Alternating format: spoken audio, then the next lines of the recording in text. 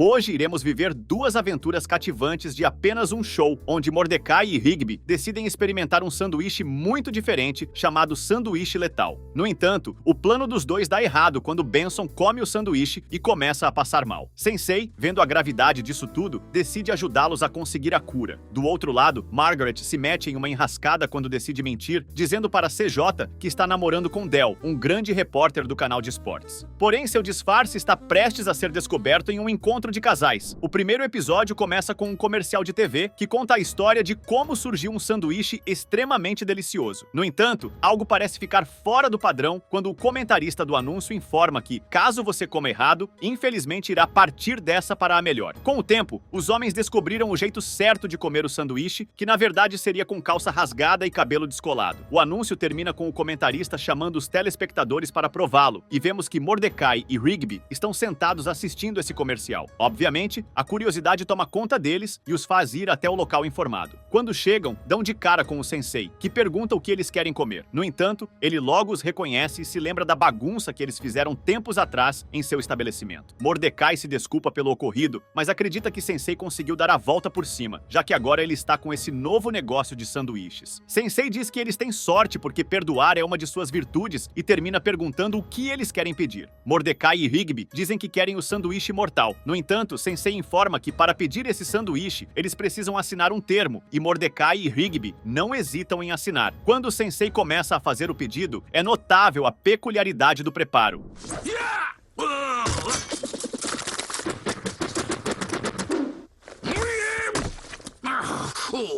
No entanto, quando ele termina, adverte os garotos que, caso não comam direito, irão partir dessa para uma melhor. Chegando em casa, os dois abrem o sanduíche e percebem a ansiedade em provar o lanche. Mas antes, Mordecai diz que eles precisam ter as bermudas e o cabelo descolado para só assim comerem. Rigby concorda, e os dois saem da cozinha planejando se prepararem. No entanto, Benson vem logo atrás e acaba tendo a vontade de comer o sanduíche com a intenção de sacanear seus amigos. Vemos ele dando uma mordida no sanduíche. Quando Rigby e Mordecai retornam, dão de cara com uma cena inesperada. Benson se encontra passando muito mal por conta do lanche e questiona o motivo de eles comprarem algo assim. É o sanduíche pra lá de mortal. Sanduíche mortal?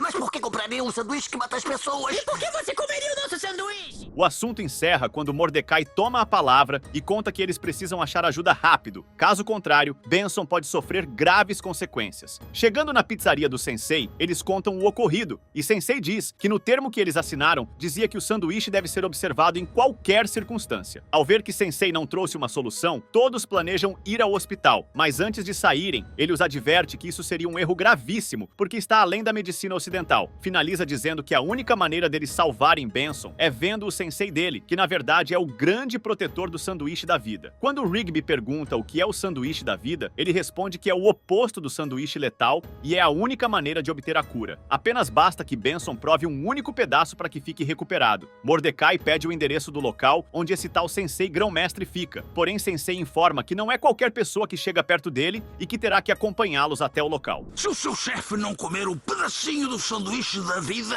dentro de 6 horas, ele já era.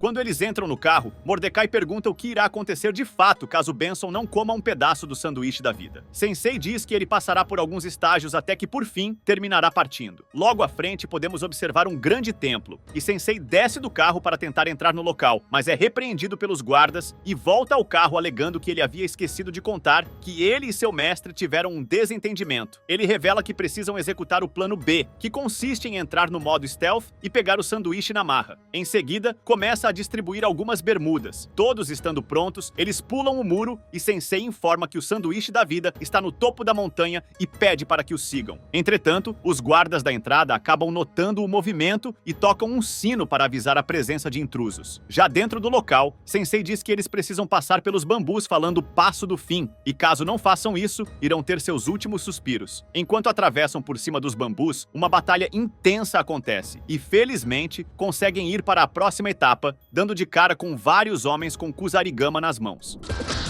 Passo da morte! Passo da morte.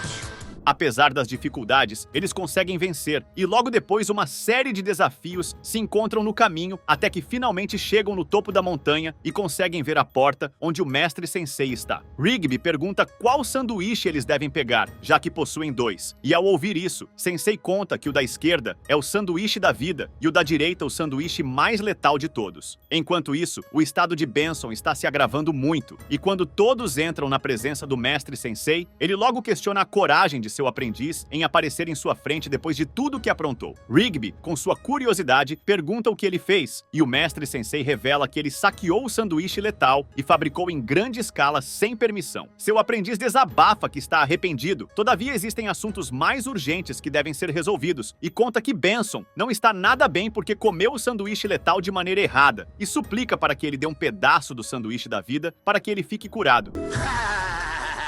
Você é mesmo um tolo. Achou mesmo que eu simplesmente daria o sanduíche da vida? Logo depois, manda que seus ninjas acabem com todos, e uma nova batalha perigosa é iniciada. O mestre sensei consegue manter todos afastados do sanduíche da vida, e quando lança o sanduíche letal na direção de Mordecai e Rigby, eles conseguem contra-atacar, fazendo com que o sanduíche volte com toda a força para a boca do mestre sensei, colocando um fim na batalha. No fim do episódio, eles conseguem pegar o sanduíche da vida, e Benson, ao comê-lo, fica totalmente recuperado. Porém, pegando todos de surpresa, a montanha começa a se autodestruir, e devido às grandes rachaduras, todos caem em um abismo. Entretanto, são salvos quando encontram uma pedra no meio da queda e conseguem usá-la para dar um salto certeiro que os faz cair diretamente no carro em que vieram e finalmente conseguem escapar. Mais tranquilo. Valeu mesmo, nem sei como a gente pode agradecer. Vou pensar em alguma coisa. O episódio encerra com Mordecai e Rigby sendo usados como garotos propaganda do sanduíche letal, enquanto Musculoso e Fantasmão assistem ao comercial e correm para experimentar. CJ, me escuta! Não é o que você tá pensando! Eu tenho um namorado!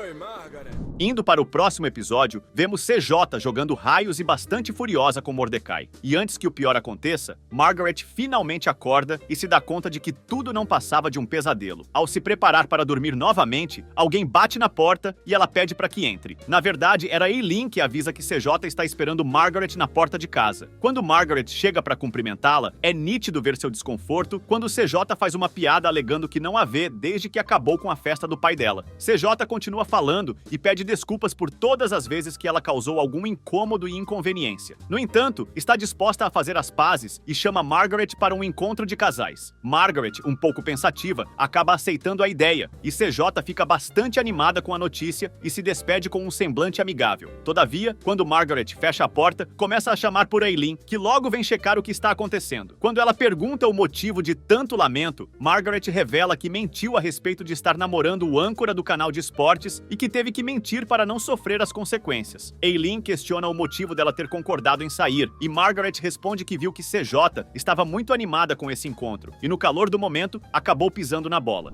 A CJ estava tão animada, então eu resolvi concordar, e aí... Finaliza pedindo um conselho para Eileen. Eileen sugere que ela conte a verdade. No entanto, Margaret não acha uma boa ideia porque não pretende sair como mentirosa. Então, Eileen pergunta se Del aceitaria fingir ser o namorado dela. Tempo depois, vemos Del fazendo seu trabalho em uma quadra de esportes e quando termina, vai em direção a Margaret e cumprimentando-a, pergunta sobre o motivo delas estarem ali. Eileen diz que Margaret gostaria de pedir um favor para ele e quando é pressionada, decide desistir e diz que só veio pedir uma água para ele. No entanto, sua amiga não permite que isso acabe dessa maneira e termina falando no lugar de Margaret, o real motivo delas estarem ali. Del, ao ouvir isso, aceita a proposta e Eileen sugere que eles treinem para que pareçam verdadeiros namorados. Quando começa a fazer algumas perguntas que qualquer casal verdadeiro saberia responder, Margaret informa que é péssima com mentiras. Mas apesar disso, Eileen diz ter um plano. Em outra cena, é possível notar Rigby sendo chamado para o plano. Em seguida, entrega um roteiro contendo uma história falsa do casal, na qual começa dizendo que eles se conheceram no trabalho. Eu não estou querendo criticar, porque você escreve muito bem, mas isso parece muito complicado.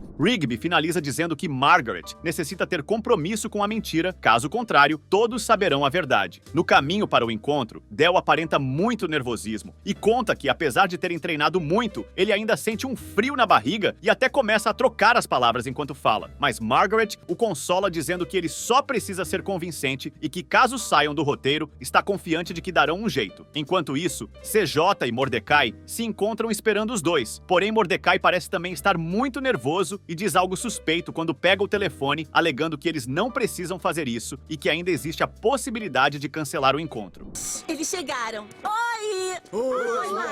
Beleza? Del, Mordecai. Todos se cumprimentam e Mordecai fica muito feliz em conhecer Del pessoalmente. Ao sentarem na mesa, CJ pergunta como eles se conheceram, fazendo com que Margaret comece a contar a história. Tudo começou quando Margaret estava estudando no exterior, na selva, e de repente saiu um leão de dentro de um buraco para atacá-la. Quando ela percebeu o perigo, saiu correndo o mais rápido que pôde até que chegou a um balão. Quando já estava voando, avistou outro balão, que era de Del, e estava sendo atacado por águias. Apesar de tentarem desviar, a colisão foi inevitável e acabaram se chocando. Durante a queda, os dois se transformaram em uma bola de fogo até tocarem no chão, e segundo os médicos, só conseguiram sobreviver porque estavam agarrados. Del, então, olhou nos olhos de Margaret e a chamou para sair. Quando a história termina, CJ e Mordecai se mostram muito admirados, porém Margaret se sente bastante desconfortável e anuncia que a noite já foi longa o suficiente, dizendo que irá pedir a conta e pretendendo ir embora. Mas CJ diz que gostaria de jogar uma sinuca de casais e influencia seu parceiro Mordecai, que sob pressão acaba cedendo ao pedido, e em seguida Margaret também aceita. Enquanto pegam os tacos de sinuca, Margaret e CJ conversam, mas são interrompidos quando Del chega falando coisas desconexas e por acidente diz algo que contradiz a maneira como eles se conheceram. Margaret, vendo o que ele fez, o chama para conversar em particular e ele pede desculpas, alegando que está muito animado e nunca se sentiu tão vivo antes e está confuso porque não sabe onde ele começa e onde ele termina. Margaret, com a intenção de afastá-lo, pede para que ele pegue uma bebida e quando ele se distancia, ela liga para Rigby e, achando que ele atendeu o telefone, começa a contar que Del está saindo do roteiro, mas percebe que a ligação caiu na caixa postal. Mordecai chega de repente e começa a conversar com Margaret, revelando que ele gostou muito de Del e que ele parece ser uma pessoa boa. No entanto, algo os interrompe, chamando a atenção deles, e quando percebem, é a câmera do beijo, na qual, para quem ela apontar, o casal deve se beijar. Por azar, a câmera aponta para Margaret e Del. Vendo a situação, se apressa para atender ao que está sendo pedido pelo público. Porém, em um ato desesperado, Margaret grita, dizendo que Del não é seu namorado.